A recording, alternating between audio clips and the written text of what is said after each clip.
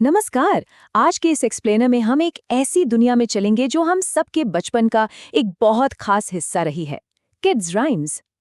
लेकिन क्या कभी हमने सोचा है कि एक बहुत ही साधारण सा आइडिया कैसे पूरी दुनिया में छा सकता है? चूचू टीवी की कहानी बिल्कुल ऐसी ही है। आज हम समझेंगे कि कैसे एक पिता के छोटे से प्रयास ने बच्चों के मनोरंजन की दुनिया को हमेशा के लिए बदल कर रख दिया। जरा इस नंबर पर गौर कीजिए। 1.5 अरब व्यूज, वो भी हर महीने। ये कोई छोटा मोटा नंबर नहीं है। ये आंकड़ा साफ दिखाता है कि दुनिया भर में कितने सारे बच्चे और परिवार हर महीने इस किड्स राइम कंटेंट पर भरोसा कर रहे हैं। ये वाकई एक बहुत ही विशाल दर्शक वर्ग है जो इस राइम एम्पायर की जादुई पहुंच को साबित करता है। तो यहाँ दिमाग में एक सवाल आना लाजमी है। आखिर एक साधारण सा होम वीडियो जिसे शायद सिर्फ एक पिता ने अपनी बच्ची के लिए प्यार से बनाया था, वो आज एक इतने बड़े ग्लोबल राइम एम्पायर में कैसे बदल गया? आइए इस पूरे वायरल फिनोमेनन के पीछे की कहानी को गहराई से समझते हैं। इस कहानी की दिलचस्प शुरुआत होती है 2011 से। आपको चार्ली बिट माई फिंगर वाला वायरल वीडियो तो याद ही होगा। उसी वीडियो ने विनोद चंदर को इंस्पायर किया। 2012 में उन्होंने अपनी 2 साल की बेटी के साथ कुछ राइम्स रिकॉर्ड की, लेकिन इंटरनेट पर एक छोटी बच्ची को एक्सपोज करने के डर से उन्होंने उस आइडिया को वहीं छोड़ दिया। फिर 2013 में उन्होंने अपनी बेटी के निकनेम पर चूचू टीवी नाम से एक एनिमेटेड वीडियो यूट्यूब पर डाल दिया और नतीजा सिर्फ 2 हफ्ते में 3 लाख से ज्यादा व्यूज। एक झिझक से भरा कदम अब एक बहुत बड़ा वायरल ब्रेक थ्रू बन चुका था।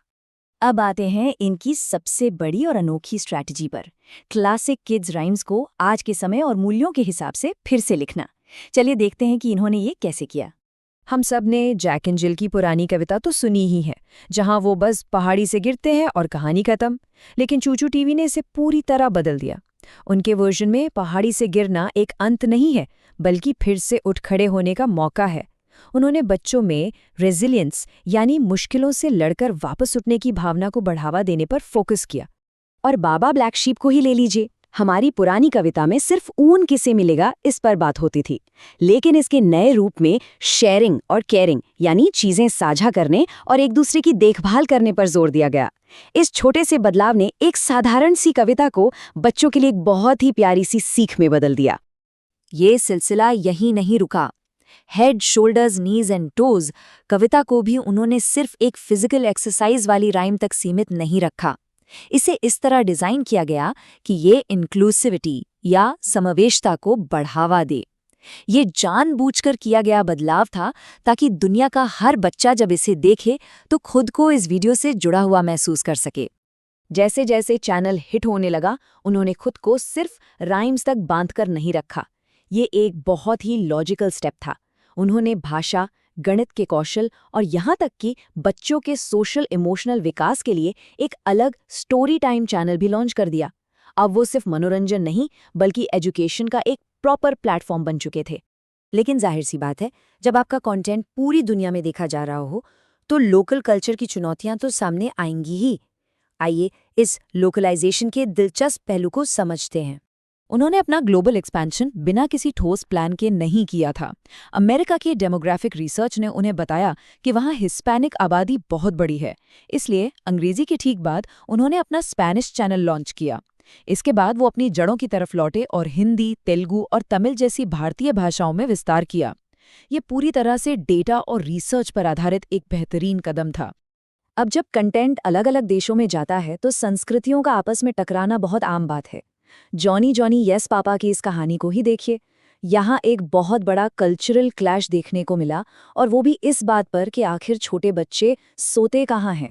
दरअसल बात यह है कि भारत में छोटे बच्चों का अपने माता पिता के साथ एक ही कमरे में सोना, जिसे को स्लीपिंग कहते हैं, बहुत आम है। मूल वीडियो में चाचा नाम का किरदार अपने माता पिता के कमरे में ही सो रहा था, लेकिन अमेरिकी दर्शकों ने इस पर कड़ी आपत्ति जताई। चूचू टीवी ने इस फीडबैक को बहुत सीरियसली लिया और तुरंत एक दूसरा वर्जन एनिमेट कर डाला जिसमें बच्चे का बेडरूम अलग दिखाया गया था। अब इन नंबर्स को देखिए, सच में हैरान करने वाले हैं। एक ही कमरे वाले ओरिजिनल वर्जन को 2 बिलियन यानी 2 अरब व्यूज मिले, और अलग बेडरूम वाले अमेरिकी वर्जन ने भी 1 बिलियन का शानदार आंकड़ा छू लिया। ये साफ तौर पर साबित करता है कि अपने दर्शकों की सांस्कृतिक भावनाओं का सम्मान करना और उसके अनुसार खुद को ढालना बिजनेस के लिए कितना फायदेमंद हो सकता है।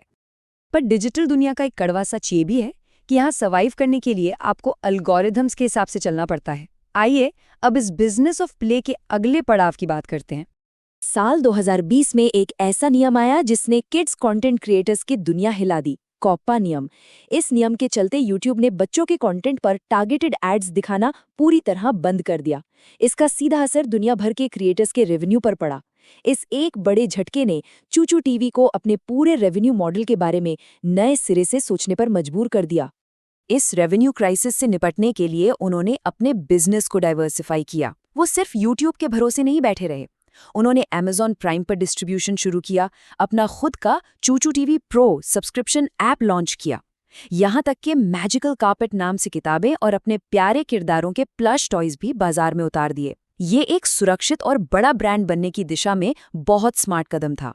चलिए अब हम बच्चों के एंटरटेनमेंट के भविष्य की ओर बढ़ते हैं, और यहाँ आजकल का सबसे बड़ा विषय है इंसानी स्पर्श यानी ह्यूमन टच और आर्टिफिशियल इंटेलिजेंस के बीच का तालमेल। क्या एआई इंसानी एनिमेटर्स और कलाकारों की जगह ले रहा है?